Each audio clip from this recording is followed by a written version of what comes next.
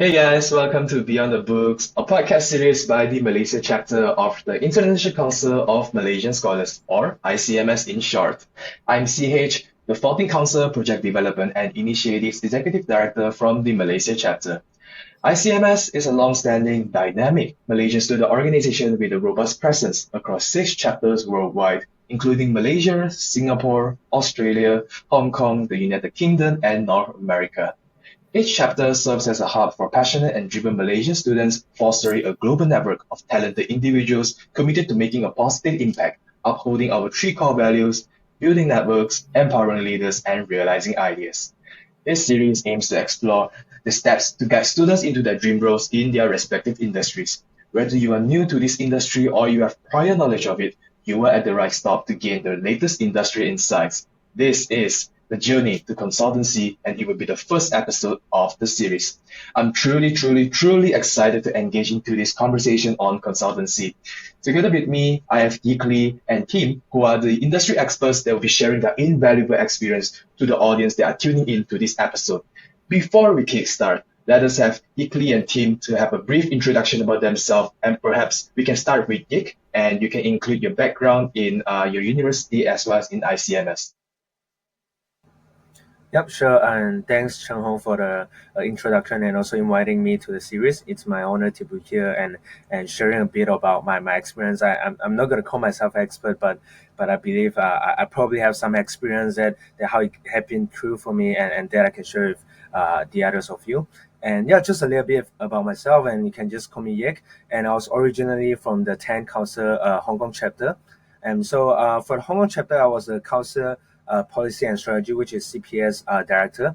And also in the meantime, I was also part of the executive committee for the 10-year anniversary celebration, where it was exactly the years where we bring everyone back together and have sort of like a 10 years big celebration for us. And that was really a big thing for my years.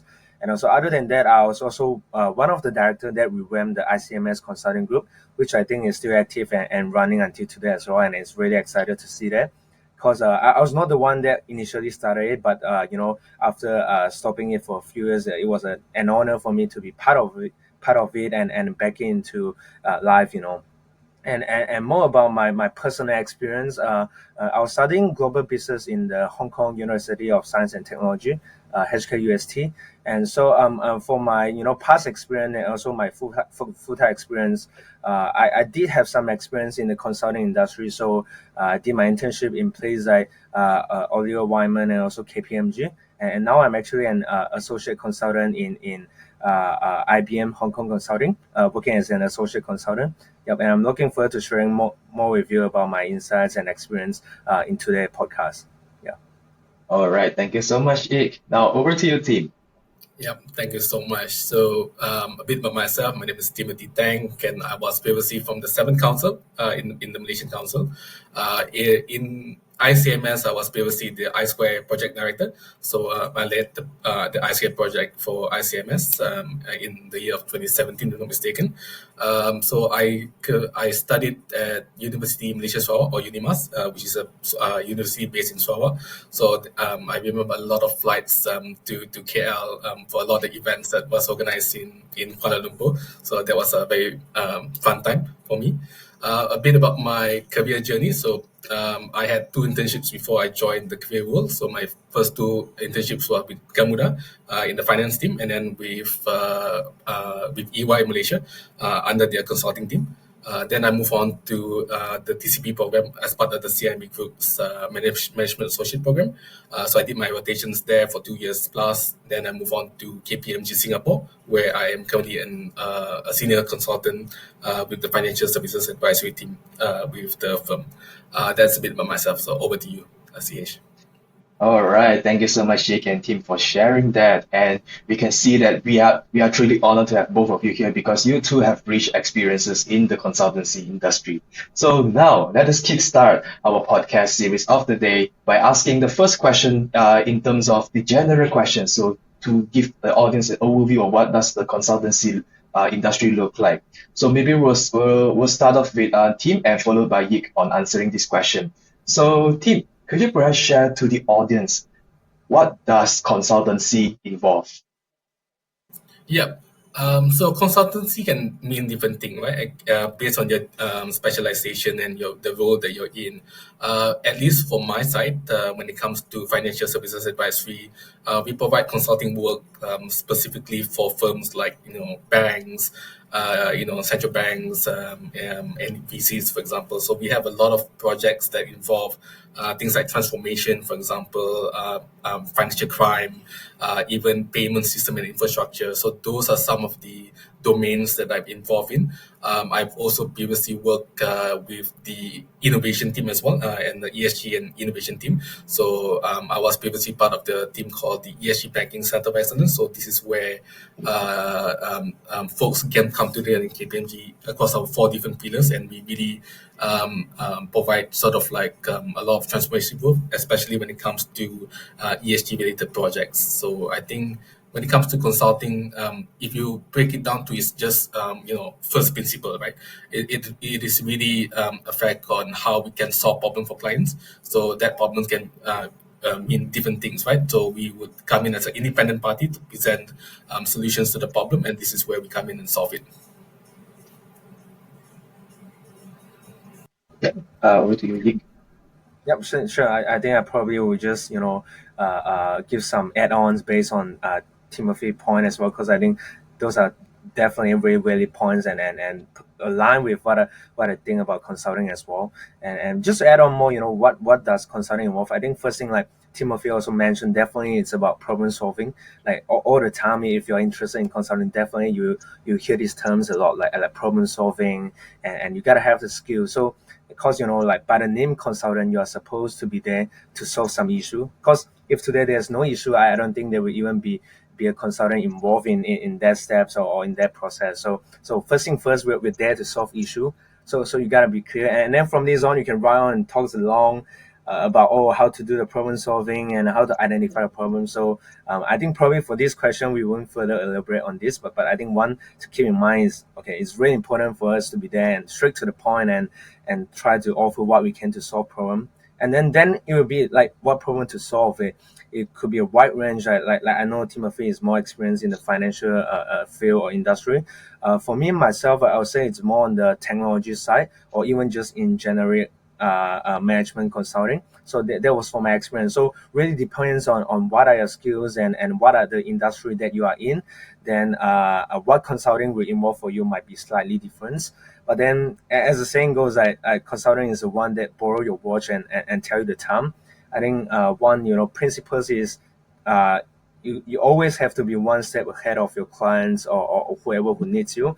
So no matter it's technology, no matter it's the news, no matter whatever is changing, you have to act one step faster than them in order for us to provide value. So I think that's my answer to the questions. All right. Thank you so much, Tim and Jake, for sharing that. And now we can really see that there are so much for us to discuss in this episode. All right, cool. So now, the second question in the general overview of what consultancy is, maybe we'll start off with Geek answering it and then followed by Tim for this question. So I believe that this is something that I believe not only both of you, but all the consultants, not only in Malaysia, but in the world, they get from people who want to endeavor into consultancy. So, Geek, could you share with us how do you manage work-life balance in a demanding consultancy role? Yep. Thanks for the question again. So work-life balance, yeah, I'm sure we're going to touch on these topics, somewhere sooner or later into the podcast, and because it always gives us, not to say stereotype, but people do have the perception that consulting is a really long hours work, and often we might be talking about a 9 to 10 kind of work day. So I'm gonna be really honest. So someday is gonna be really long for me as well. But there's days that you can get an early off as well. So it really depends on which stage of your current project is at, and maybe more straight to the point. How do I manage work life balance? Is to identify my priorities.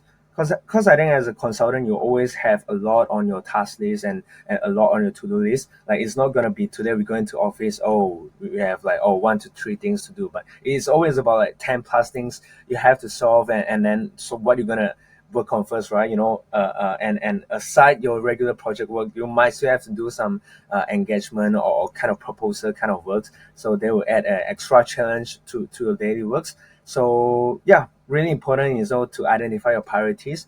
So what should be your top priorities to work on right now and to solve on the issue? Because if you didn't solve your priorities, you might end up spending more time to get the works done on time, or just to deliver the quality that you have to. And maybe the second point is still kind of have to make sure you leave some personal time for yourself. On weekdays might be a bit more challenging, especially you're so tired coming back from work. But especially on the weekend, I think in the consulting field, we still try to reserve the weekend to yourself and try to get a few hobbies. It might be consulting related, it might not be, but get something for yourself to distract your attention a bit from work is what I have in mind. What about you, Tim? Yeah, I simply echo what you get said. I think the two key things that he said earlier was prioritization, right, as well as finding ways to distract yourself. I think that's really important, and it really helps in making you at least you're sane in this industry. I don't deny that in consulting there will be times where the workload might be a bit more burdensome, right, when it comes to like the things that we need to do. But I always believe in this principle where if you can control where you can and have a structure that you can sort of like follow through, that'll be very helpful for you as well. So let me give you an example of how I manage my time for work-life balance, right? So I use these services called Notion. So it's sort of like I have like a Kanban board which prioritize what the things I need to do for the rest of the week, so that I know where I need to invest my time in, especially when it comes to work. So I come into work and I know what to do. I know what are the meetings that are coming up and what's the responsibility and the deliverables that I need to do in that sense. So those are sort of like taking steps to control what you can so that you can make it a bit more seamless in that sense, right? So that's number one. I think number two as well is to really set the expectation. So especially when you're a younger or a newer sort of like consultant, right, coming into the field, you would have this temptation of like overdoing things and overperforming, for example, for the sake of being recognized, right? And I think there needs to be some balance in the sense that you need to also take care of yourself. I do know that some people might ignore that in the early years, right? But I don't think that's worth it in that sense. So I think setting the expectation with your manager, for example, of your seniors, would be very helpful to say that look, I would need some time. I'll be able to carry this in the next day, for example, if it allows, if it permits, and if the project allows it, then I don't see why any rational managers or directors would say no to that, right? And because at the end of the day, a good team is where a team that is being taken care of, especially when it comes to the welfare and also the health of their employees. I think this is one that's pretty key. But in the case that you cannot just control what you can, I think that's my advice for you. Mm-hmm. Okay, thanks for sharing the answer. So we can definitely see that consultancy, although it is a very rewarding job, there is also sometimes, not always, but sometimes that there might be peak periods for you guys where you need to work for a bit longer hours. But rest assured, there is still work-life balance if you can effectively and efficiently plan your work schedule for the day or for the week. Okay, cool. Thank you so much for sharing that. Now, moving on to the next section. So after giving an overview of what does the consultancy industry look like, let's talk about what are the skills essentially needed to ace not only an interview, but as the role of a consultant. So as the introduction given by you guys earlier in this episode, I do realize that you guys did talk a lot about problem solving, and like Yik earlier talked about like prioritization of tasks, and then Team talked about earlier on like planning your day with tools like Notion and etc. So right now, let's dive a bit deeper into what are the skills that as a consultant that you definitely need, and maybe some is like a plus point if you have that type of skill. So maybe this question will start off the answer with Team and then followed by Yik. So I think the first one here, the question would be, how important are soft skills are in consultancy, and as well as perhaps if you can share which one are the most critical to have. Yeah. That's a very good question. I think soft skill is really important because consultants are in its nature very client facing in that sense. So you'll be dealing with a lot of clients from different teams, from different cultures, from different backgrounds, for example, that might affect the way that you work. They might not have the same way of speaking. They might not have the same way of looking at things, for example. So it's really our role to sort of like adapt and to thrive in that situations, right? When it comes to soft skills per se, I think people management skills, stakeholder management is key in this line of work. You need to be able to tread the right balance between being assertive when it comes to getting certain things done, as well as being respectful and being empathetic on the situation at hand, right? So I think in this case, it's really it is really the key. If you want to boil it down to this main thing, is adaptability. I think when it comes to soft skills, I think that's really really important. All right, over to you, Yik. Yeah, actually, for the stakeholder management and adaptability that Tim mentioned, I have it on my list as well. So yep, you can tell like how common and how important those two skills are, and basically in consulting such a fast changing industry, and that you have to work with so many different stakeholders. Those two skills really will make you able to excel in the industry. But maybe on top of that, two other key skills that to me is really important. Maybe the first thing is that critical thinking skill. So I think it's really important as a consultant.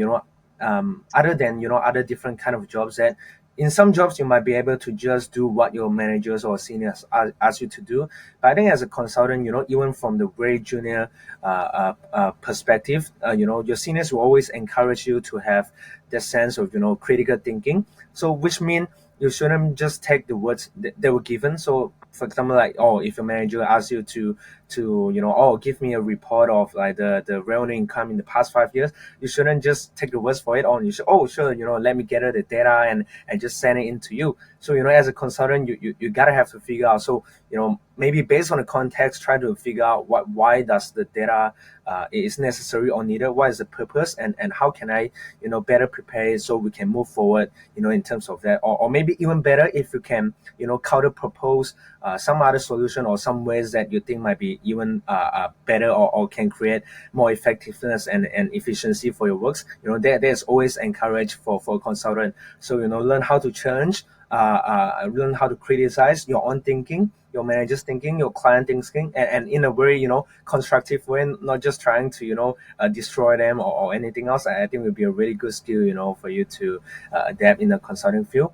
And last for me would be the presentation skill. So I think it just goes without saying, you can see us today, and also with Tim, it's really important as a consultant. You should always be ready to present yourself, present your thinking, present your solution. So because that's where that we get people recognized, like other than different kind of works, that you can give a really concrete works. But as a consultant, a lot of times people judge you or give you a score based on how you present yourself and how you talk to them. So yeah, try to train up your presentation skill. Not necessarily means that kind of standing in front of like a lot of people and present yourself. Just even regular day-to-day conversation, it could be one of the way that you present yourself as well. Yeah.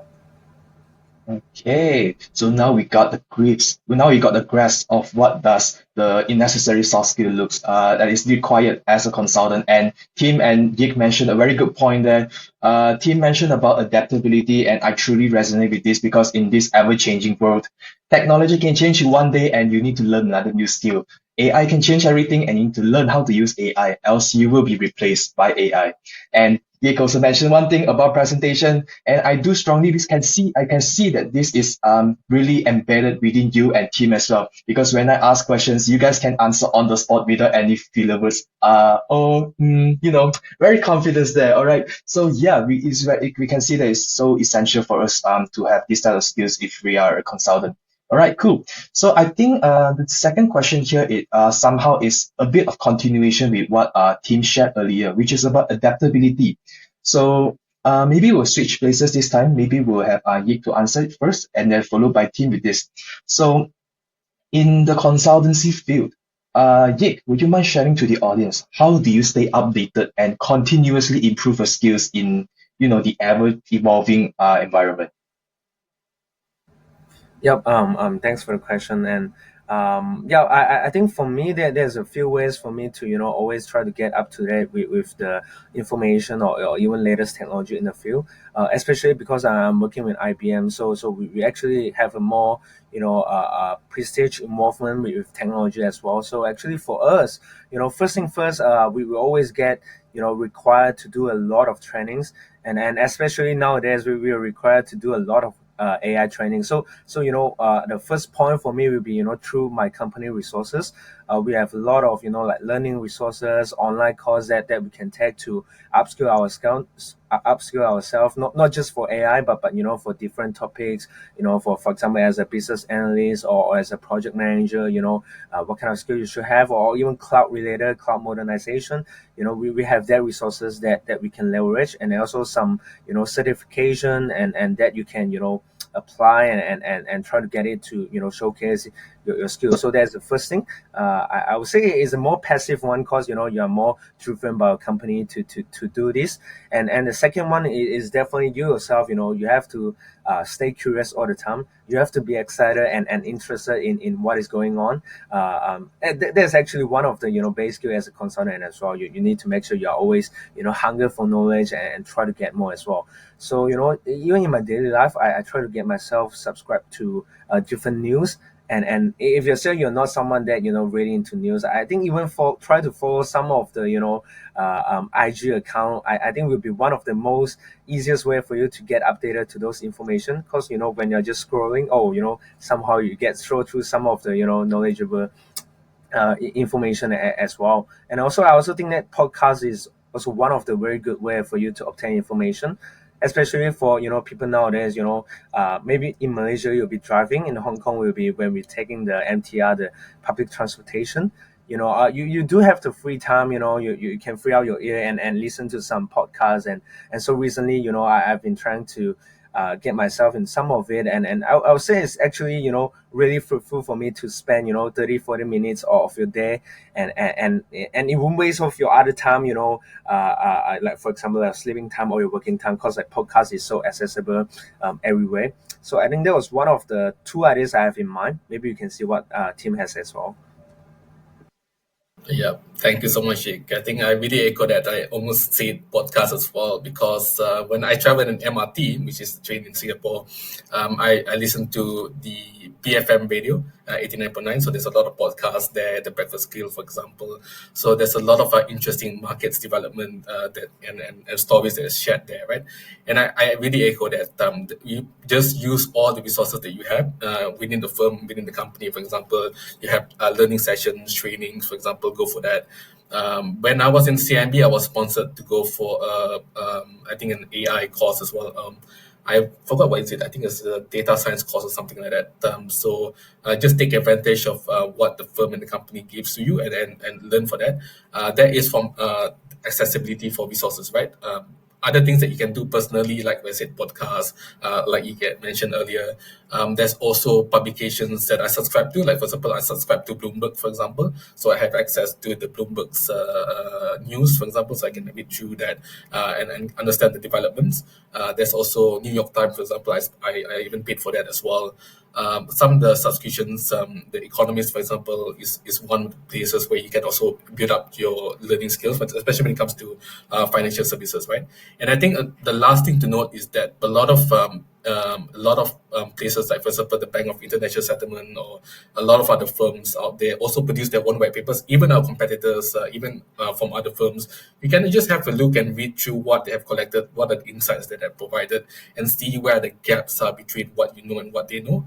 And then that would really help to improve your understanding, right? And why this is key is that because when clients come in and ask you a question, no matter whether you're associate or manager or director, if you're able to answer the questions that they ask you, for example, that would sort of like make it so that you are credible when it comes to speaking to you, and they're more likely to also engage with you as well. So I think that's a key thing that I want to add for this.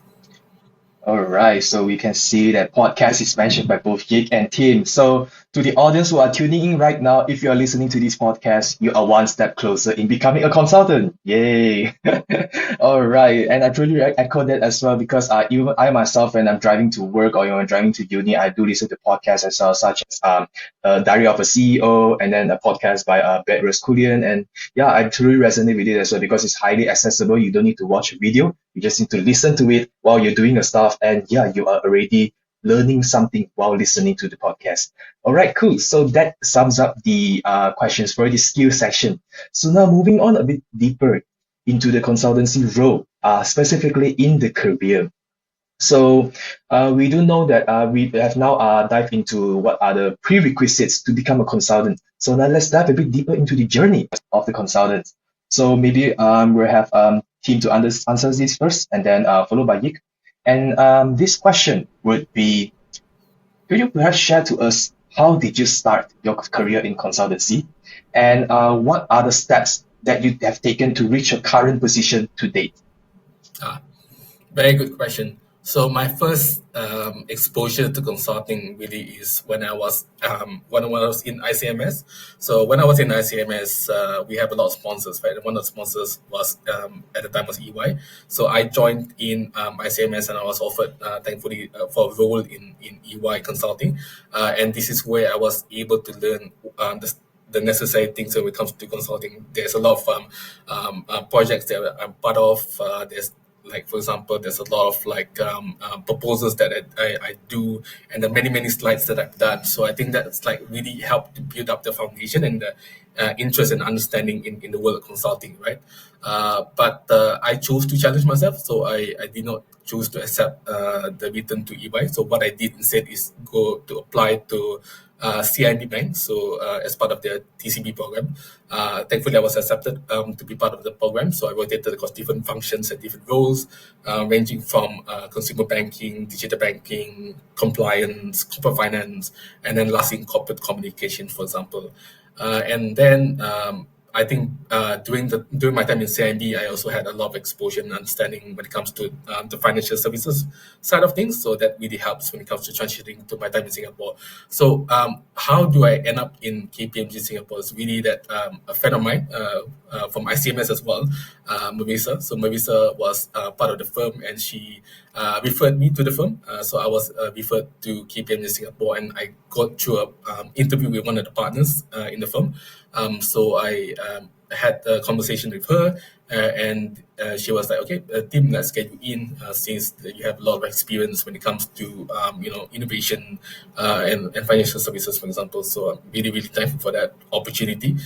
So that's where, if I sum up, I think who you know and the networking that you build up in ICMS is really helpful, really great as well. It's a network that really supports one another. One key example that I can give is that when I was in CMB Bank, for example, I even joined up with my friends Jonathan Deason and Joel Liao. So we accidentally co-founded a startup in the Bank Negara Malaysia's Sustainability Challenge Accelerator. So we built up a concept and we presented that, and we won second place from that program. So it was really a fun journey, and really the connection that you make in ICMS really helps to also helps you in your career as well. So this is what I noticed as well, and I really am thankful to be part of this council. Over to you, Yik. Yep. I think, from my experience, maybe I should, how I arrived today. I should probably break it into three parts. I think first is my education itself, and secondly is the extracurricular activities that I've joined throughout the years, and lastly is the job experience. Yep. So maybe first, for my education background, I was studying global business in HK University as mentioned. So for our program is actually sort of like renowned for people that are interested in getting into consulting or the finance industry. And why we say that is that a lot of our coursework is actually like project based, project related. So for example, one of the courses that we have taken was like global business analysis.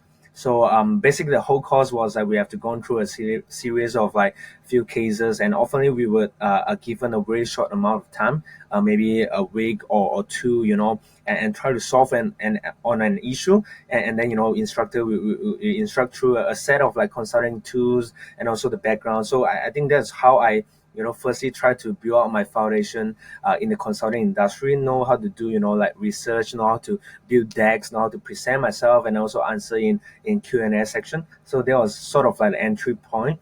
And secondly, for the extracurricular part, my actually very first exposure into consulting, as mentioned in my introduction, was actually through ICMS Academy, ICMS Consulting Group. So to be really honest, like it was kind of funny back in the time. So I was in the ICMS Academy, so the consultancy hub head. So for me, it was more like I was interested in consulting, and I know there's such tasks, so that's why I applied for it. But at first we weren't ready to revamp ICMS Consulting Group, and to be honest, it wasn't even in the agenda of us. So by saying that we have to revamp the group within, I think it was within 3 months. So I worked closely with two others partner like Edward and Sino back in the days, and that's how like just as a consultant role, I have to be faster than those who join ICMS Consulting Group to upskill myself to the consulting knowledge and also be able to guide them through the process. So I was kind of like learning with them together in the process as well. So that was it. And also secondly, I joined a lot of like case competition similar to what Tim mentioned, which we really get to really well train up our skills to solve issue, especially given the specific time frame that usually associated with case competition.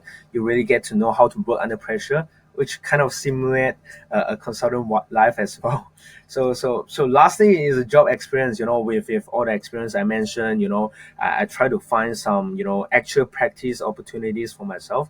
So my first consulting internship was actually in more of like a boutique consulting firm. So I think my advice, don't especially in your first year or second year, don't try to get into those big names and be disappointed on yourself if you can't do that. Because for someone without any prior knowledge, I think getting into a prior firm might be even better for your personal development. They'll get to work on a wide range of stuff. Also resonate with what Tim said. You get to get the most exposure within limited timeline, and then after that, you can try to figure it out for yourself. Yep, and step to step forward. I in the end, I get a few consulting internship, and that's how I end up, finally in IBM consulting as well. Yeah. I see. Thanks for sharing that, Yik and Tip. And we can reach a consensus to say that both of you somehow benefited from ICMS when it comes to consultancy. The power of networking, we always say. So to the audience listening, if you want to endeavor into consultancy, maybe you want to try ICMS first for your undergraduates. All right. So jokes aside, I think moving on would be the last question for this section. So perhaps again, let's have Yik to answer this first and followed by Tim. So this question is a bit personal oriented on your personal experience in the consultancy. So this question is Yik, if you are allowed to share this, could you perhaps describe a project that you have found particularly rewarding throughout your career in consultancy? Okay, that's a really tough question. To share a project that is particularly rewarding. We are talking about rewarding, right? Okay. Yep. I think for my life, including internships and also a full-time experience, there was a lot of projects that I've experienced in. But maybe there's one that I've had to mention today is actually during one of my internship as strategy consultant in a sort of like a cryptocurrency firms in Hong Kong. So they have a wide range of business, not just crypto exchange, but also like wallet, but also like custody and also like even crypto asset management. So the firm was always trying to provide the latest solution in the particularly blockchain industry. So it was a time that I'm not sure how much I can disclose, but that there was a sort of a real estate project in UK, actually in London, actually. So they approach our firms because their mother company is actually based in Hong Kong and have some relationship past business with the company. So that's why they come to us, and so they ask, I have this new real estate project going on, and we want to explore what is possible for us to collaborate with you. So we actually have a very intense and also fruitful section. We have some workshop within the teams and try to brainstorm what we can potentially do for them. So that was really interesting for me because you get a lot of new ideas and you get to see what are some of the latest technology that could be done for the project. So brainstorm a lot. Even we come up with things like issuing token for the real estate project for anyone that is staying there, and you can probably because it's like a real living area, right? And with the tokens you have, you can actually spend it within the real estate area. You can use it to purchase food and beverage. You can do it for some entertainment. So there was this idea, this concept that was brought into mind, and also using this we call security token offering STO, to sort of do the fundraising for the real estate project as well. So you can see there's a lot of wow ideas and new ideas going on in this project. So if you ask me the most challenging one, I probably have a lot of answer. But I would say probably this is one of the most rewarding one, given that the intense timeline, given the exposure that I get to gain, and also lastly get to have a hands-on what are some of the latest technology can do for us. All right. Over to you, T. Yep, I think when it comes to this question, right, I think it would be very interesting because this question could apply to future projects as well. So it could be rewarding for in the future. For myself, at least I think from what I can share, at least from my side, from a public facing standpoint, it's really that I remember coming into KPMG Singapore back in 2022. And I think I was entrusted by my associate director back then to really be the project management lead for one of the projects that we have with Google to organize this innovation project with Google for the Climate Finance Accelerator. So we have organized this event, which sort of like helps to unearth or see what are the ESG pain points that a lot of the major banks are facing, and then have like an open call for application for startups to join in and provide the solutions to solve the problem at hand. And I think why I would like to say that it is rewarding, at least for me, is really that coming in from transitioning away from Malaysia to Singapore, really is that it helps to it helps to make me learn a bit more faster when it comes to like what we need to do, because at the end of the day you're accountable for what you're doing, right? And at the same time you have that huge learning curve, but you're also adapting along the way. So it's like an iterative process, and I really, really am thankful for that because it helped me to prepare for the next project that I was in, so that I'm be more immersed and be able to deliver in that sense. And I think that's something that I'm really thankful to my boss back then, which is Audrey, and really help to improve myself in that front. And I'm very thankful for that. Okay, so without a doubt, both Yik and Tim, who are currently working in international environment and international clients as well, has gained an eye opener with working in so much projects. And by hearing that, I can feel that it's so rewarding that really inspired me to I want to wake up tomorrow and become a consultant already. All right, so now moving on to the next section. All right, so that sums up the section on the career side, and we'll now move forward a bit on perhaps the progression of careers in consultancy. So I know this may differ for Yik and Tim, for Tim's case, but I believe it will be beneficial for the audiences to get a glimpse of what are the other career progression opportunities available in different firms and etc. So maybe for this we'll start with Tim and followed by Yik to answer this. So Tim, if you don't mind us asking, what does the career progression look like in this industry? Yep. Yeah, it depends on the firms that you're in and also the industry that you're in, right? At least from my side, from the Big Four side of things, it's roughly similar. So you have different levels for associates and then a senior associate, assistant manager, and a manager. So it's roughly a two-year journey for each of these stages. It can differ between different firms here and there. Some might take longer, some might take shorter time. For example, I think the progression is really that you have an annual performance review with your manager, which will take into consideration what you have performed and what the projects you're in, what have you learned, and what the feedbacks that was gotten from the team, and that sort of like translate into the scoring metrics that they give you and the bonus that you get as well when it comes to your progression. So I think that's pretty much from my side. Mhm. Over to you, Yik.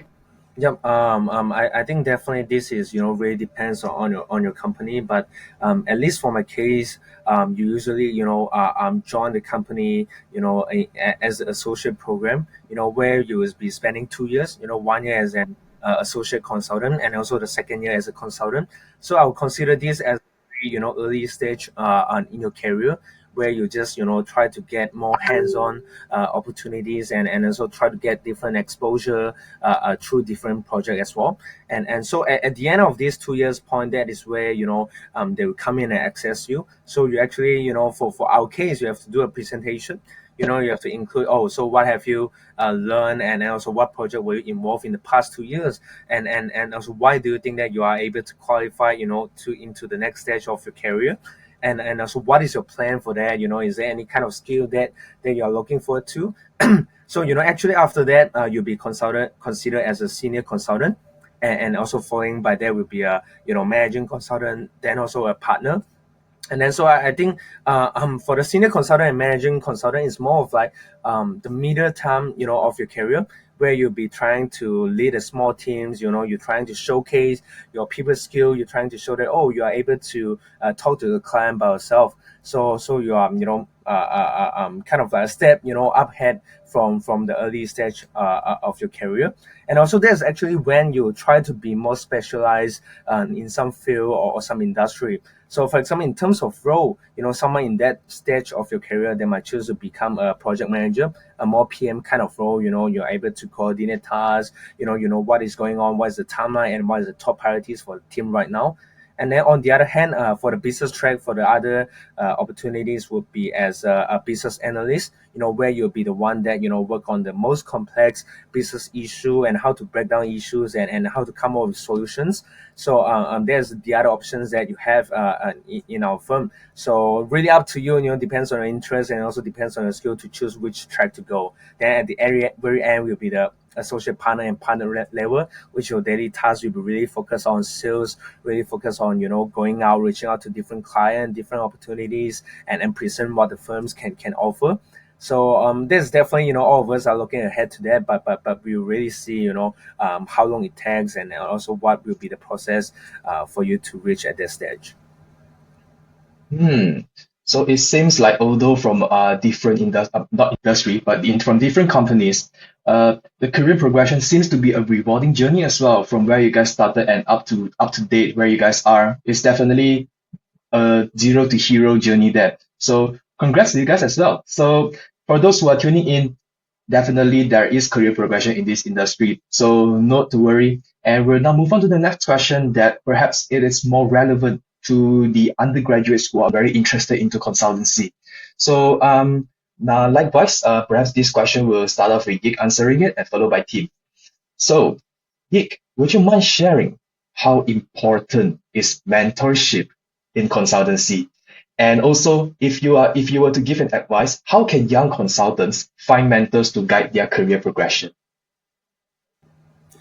Yeah, I think actually is a really, funny things, or like interesting points about consulting. Mentorship is always a really big things in the consulting industry, and somehow I think most of the consultant do have the practice, or of like, joining a mentorship, no matter as a mentor or of mentee. I think it's because of the sort of like the mindset, or the tradition of the industry, that like it's a virtuous cycle, for all most of us in a very early stage of the career, that you have really good mentors that guide you through the process. So then later on, when you are arrive at that stage, you sort of want to give back to the community as well. So maybe one insight to say will be like, don't afraid to reach out, because I think given that this experience that most of us share, I think most of the people in the consulting industry wouldn't be hesitant to share their experience or to guide you whenever it's possible. So as a junior or as someone that interested in getting into consulting, first thing you have to do is just to be really bold and reach out to them. It could be starting off as a really simple LinkedIn message saying, oh, like, do you have time for a coffee chat? It's most ideally if you can reach out to him personally, but if not, even an online half an hour or 1 hour section, that would be ideal as well. And actually, for my case, there's a few people that have reached out to me before this, and oftenly, if time allow, I wouldn't mind having that section with them and just to share whatever I can share with them. So don't be afraid to reach out. And also, secondly, when you have launch on a mentor that are willing to guide you through, you really have to make use of these opportunities and be really proactive. And what I mean by this, try to make every conversation with your mentors fruitful. For example, like you can always try to prepare like three focus questions for your mentors for every section that you have, and then then you are able to guide the conversation and make sure there's some sort of outcome for the conversation, not just, oh, I'm going to meet my mentors, let's see what we're going to talk about today. So make sure there's some certain outcome for your conversation, and as your mentors time might be quite limited, so we really have to try to make use of it, and also be really proactive to oftenly reach out to them and asking them, check in with them, how are them doing, even though they might not have the time to directly meet with you at that moment, but at least they'll know that, oh, this guy is proactive, and so, because usually we have, or there we have a lot of mentees. So if you are someone that are more proactive, they'll be like, oh, you are someone that worth for me to invest more of my time, to give back to the community. Yeah, that's from my side. All right. Over to you, Tim. Yep, I think mentorship is really, really important when it comes to really bridging the gap between what you know and what the mentors know. And I think I echo what you get said. It's really important to take stock of what are the time that the mentor has, and really take advantage of that, and also make it a seamless journey for all parties, right? I think from my side, previously I was also a mentor for ICMS, so I supported the ICMS mentorship program back. I don't know which council many years ago, I think it's very fortunate for people to go and get a mentor. But I would also say that I understand that it's also hard to sort of like be able to be in a position to be able to get a mentor, for example, right? Because you might ask and somebody not free, or they're not, or maybe they are not structured sort of like programs that you can join in to get mentorship, or you might be a bit more reserved when it comes to reaching out to people on LinkedIn, for example. I think echoing what Yikk has said, I think if you look at it from a core side of things, right, it's really that you wanted to bridge the gap that you have, right? Let's say if you are really interested to be part of consulting, it doesn't hurt to start with your friends, your network, to see what they know about things that you wanted to know, and then slowly branch out to see who are the networks that they can refer you, for example, and really mindful for their time. For example, when I reach out to people that I want to get an answer or research on when it comes to like a specific role, right? Like for example, banking, for example, I reach out to a friend of a friend of a friend to really get an understanding of what it is, and then get a coffee and really get an understanding of the process when it comes to applying in the role, for example. And I learned as a 7-8 step process, for example. So wow, I need to prepare. So it really helps to make you to help you to prepare in order to transition into something that you wanted to do. And I think getting a mentorship or even asking around would be the best way to do it. But I would say that just have a plan in mind, and don't be reserved to reach out. People are more likely to help you when you reach out to them. They might say no, and thank them for that time, but from my experience, whenever people reach out to me, for example, I don't see why not to just give my 2 cents when it comes to what I think about this thing that they're asking me. Even today, incoming TCBNs, for example, in CIB, just reach out to me to ask about how do I prepare to come into this role, for example. I don't know this person, maybe they'll look at it from my LinkedIn, for example. So this is a good example of like giving back when you can, and also be gracious when you receive it as well. Now, that is fun. One fun thing that I realized. Now, you guys did mention a lot and emphasize a lot on the importance of mentorship, and I do realize as well. Even though both of you are now working, you guys still uphold the core value of empowering the leaders of tomorrow in ICMS up until this very date. So I believe that this is what ICMS has shaped and provided the opportunity for you to not only delve into the consultancy industry, but also shape the character and not personality, but hone the skills necessary to get this job and, eventually ace the job. So yeah, thanks for sharing that. And now that is the section of career progression. We'll now move on to the following one, which is on the development one. So for this section, I'm just going to ask one question, and perhaps we can start off with Tim, and then followed by Yikk for this for answering this. So Tim, based on your experience in KPMG and up until your date, and as well as you can include your personal opinion on as well. So what are some current trends in the consultancy industry that new graduates should be aware of? Current trends, very good question. I think it's very timely that AI has exploded, right? Then I think I think taking advantage of AI is really, really important, and also when it is done in a correct setting, right? So when it comes to the firm in KPMG Singapore, we have a partnership with Microsoft. So we have an OpenAI that is private to KPMG, so we can use it safely without any data leaks, for example, and to use it, right? When it comes to current trends, right, and trends can always evolve over time. It used to be blockchain, now it is cloud, and then after this is AI, right? Keeping track is one thing, and understanding how to utilize it and taking advantage of that is another thing, right? To really boost your productivity. Let me give you an example. So ChatGPT really helps to cut down the number of, really helps you to sort of like, improve the way that you might frame things when it comes to writing things, and the descriptions and whatnot, and also to really give you a breakdown of what are the key activities, for example. Of course, you still need to validate that as well. And I think one of the pitfalls that I would advise when it comes to the juniors that I manage, for example, is that when it comes to delivering work, right, it's also very important to be accountable when it comes to delivering work. So you don't just take AI per se and use it as and pass it as your own work. What I found is that when this goes through, and let's say if I don't code it right, and it goes all the way up, I think it's really going to be problematic to the client, for example. So it's really understanding how to use the tools that you get, and also to how to and be able to move on from that, in that sense. I think that's very key thing, at least from my side. All right, over to you, Yikk. Yep. I think definitely, I agree. AI is really a big thing in the industry field as well. And actually, for my company, I'm not sure if you guys have heard any of the news, but IBM has been quite active with a lot of the sort of like AI POC, and try to, approve what AI can does for the industry as well. And so actually, for my firms, we actually have our own AI model. It might not have its own strength, and weaknesses, and actually we have sort of like a platform that that provide us with access to different kind of models. So really can depends on the usage that we have to use it. Then we can pick on different kind of model as well. So definitely, resonate with team. You have to be able to know how to leverage the AI.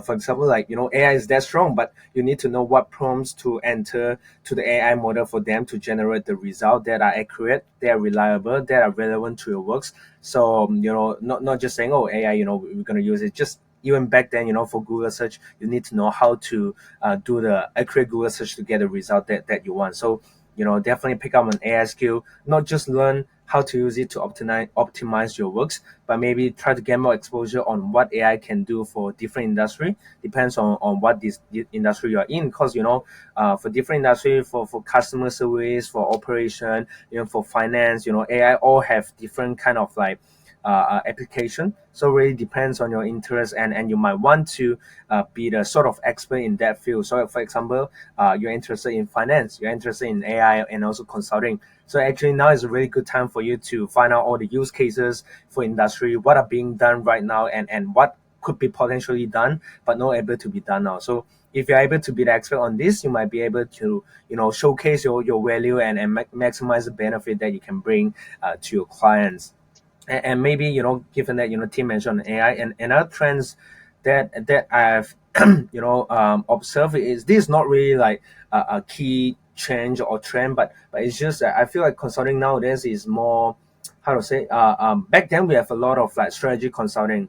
So which you will just be doing a few months project with clients, and you go in, you tell them, oh, you have to do this, and probably you can do it this way, and that's the way then they exit the project. But for now, I feel like the industry has shifted into a way that consultants tend to stay and to the very end of the project, which means they will actually stay to the implementation stage.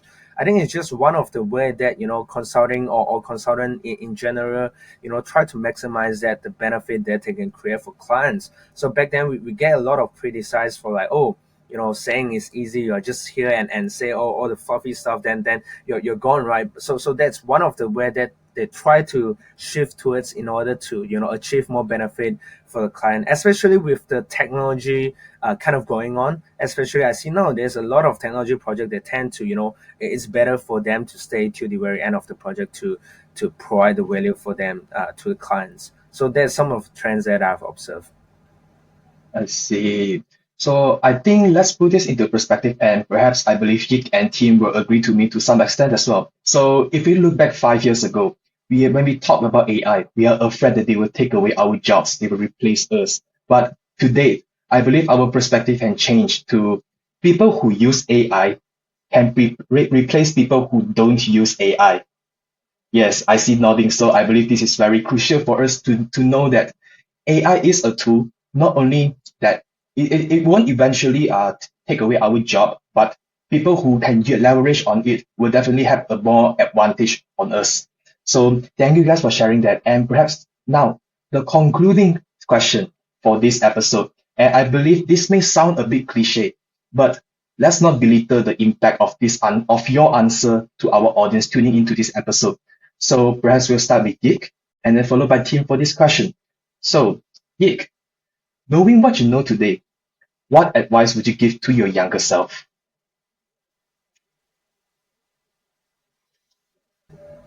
All right, there's a very good questions. Let me think. What would be one advice that I would give to my younger self? Are we Right. giving this time frame to my younger self or just in general? It will be ideal if you give to younger self because our main audience are all those who are still studying university. But if you want to give a general one, it's also entirely up to you. Yeah, sure. So I guess I'm gonna assume maybe back in my year one or year two. I think one of the advice or kind of words that I would give to my younger self is definitely like you say, it might sounds a bit cliche, but don't be afraid to make mistakes.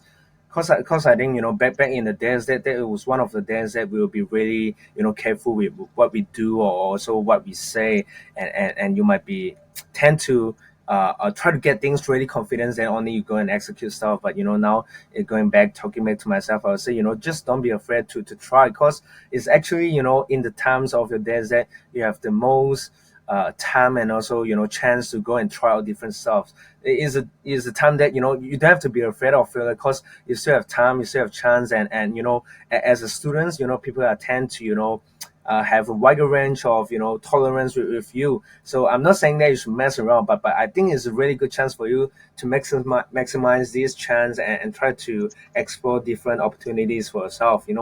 Maybe industry wise, for example, like, oh, you want to try out consulting, but you also want to try out finance, but you also want to try out marketing. So just to make sure that you give yourself that chance and also time to try out different stuff before you launch on the conclusion for what you want to really head towards for your future. Because maybe for some of us in the later stage of your life, you'll find out, oh, my interest is actually somewhere else. Not saying that there's an issue. There's no issue with that. You can always find your true self at different stage of your life. But we are just suggesting, given that the context and also the background of the time, you should really try out different stuff. Yeah, Over to you, Tim. I completely agree with you. I think when you're in uni, right, that is the best time for you to fail and fail a lot so that you can learn. I think I can give you an example from my side. So when I was in my first year, in my first week, there was there was an open call for students who want to take part in this customary debates competition, right? When it comes to they call it the Minggu Aluan Pelajar or the MAP week. So that is also where I found out my friends, my fellow ICMS friends from the unit itself, Jonathan and Joel, for example. So back then when I joined in my first year, I wasn't really an eloquent speaker. I was really bad. I remember going through the first debate that I had, and I was really mumbling, and I wasn't able to really say anything at all. And I think that is where it drives that resolve within me at the time to really, find ways to really improve myself and to really, to sort of like redeem myself in a sense. When I still remember that time. So progressively during the years when I was in uni, I joined debates, more than the nations of Man, business case competitions as well, ranging from HSBC's business case competitions to Bank Negara's competitions, and a lot of different challenges as well, like Frost and Sullivan. We managed to win some of them, including with friends from ICMS. So we always partner and always see the same group of people going in for competitions, and that's why really a really fun time back then. Even the person that I know, Marisa from KPMG, who referred me, I also met her in competitions as well. So we always have this banter in a sense when it comes to like, hey, I see you here again and here and there. So it's really interesting. But what I want to say here is really that being active in your time in uni really helps to raise your profile and build up that resume that you have, which helps you to prepare and make you more attractive when it comes to going for prestigious programs like management social programs or even places overseas, right? Because there's some weightage to it beyond just your CGPAs, for example. You might have dean lists, you might have these, but I would say that this is your participation in all of these events. Of course, you have to balance it with your academics as well, your burdens as well. So that's something for you to think about. But really, it's going to be very instrumental to help you to set the stage and be able to break into, for example, like getting into the Big Four, for example, going to different firms. For example, like I still remember the time when I interviewed with BCG back then. So it was not common to have someone from a local university, for example, to be able to get an interview, right? And I think I would credit that really through the participations that I have, even though I failed to get into the firm back then, just trying my luck back then. But it really helps to say that, if you have a lot of experience, and by the time I've joined CIMB, I've already done so many things as well. And I see that if you look back on the friends that I had as well, who are also active as well, you will see the same sort of a journey that they're going through and be able to join different programs as well. So I think the key takeaway here is really to be active, fail a lot, like Yikk said, and this is the great time to learn because you don't have to learn it afterwards, right? And the same thing with internships as well. If you had the time to go for internships, I took one voluntary internship in Gamuda, for example, and it helps me to understand what is the working life like, right? When it comes to how do you bring yourself, how do you carry yourself, how do you present yourself, how do you do your work, how do you manage your time and everything, and being accountable as well. I think that's really important as well. All right. Wow. After hearing that, it somehow makes me think of a Chinese proverb that I always hear from my parents, which technically is 成功的人不是没有失败，而是从失败中站起来，不断前行, which directly translates to English is failure is not falling down, but refusing to get up and continue to move forward. Now with that, thank you so much, Yikk and team, for answering all of the questions, the hot questions that are about consultancy, and also sharing a bit about your personal experience and the projects, as well as advices for not only to your younger self, but to the audiences tuning in as well. So with that, ladies and gentlemen, it marks the end of the episode, Journey to Consulting with Yikk and team. Remember, if you wish to achieve worthwhile things in your personal and career life, you must become a worthwhile person in your self-development. So keep an eye out for other episodes by tuning in from YouTube or Spotify. I'll see you next time. Peace.